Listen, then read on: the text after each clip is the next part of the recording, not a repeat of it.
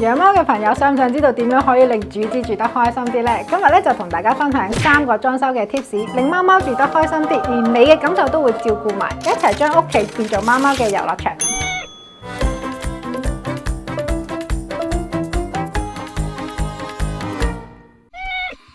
貓咧就最需要活動嘅空間，如果有間房俾佢哋盡情咁玩，仲要親埋你玩喎，簡直就係貓奴嘅願望啦！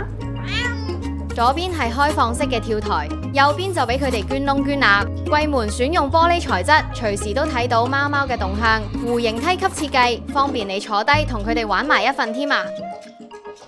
留間房俾貓貓咧，就未必個個人都可以做到，但係咧，如果我哋利用牆身嘅空間嘅話咧，一樣可以做到貓貓嘅小天地㗎。除咗常見嘅跳台，走道仲可以連接電視牆身，等佢哋有多啲空間，成晚對住電視，又可以睇下啲貓，舒緩眼睛疲勞。另外，貓貓比較細膽，多啲橫向有遮掩嘅走道，可以令佢哋更有安全感。除咗房同埋廳之外咧，其實屋企仲有一個空間咧，可以用嚟做貓貓嘅小天地㗎。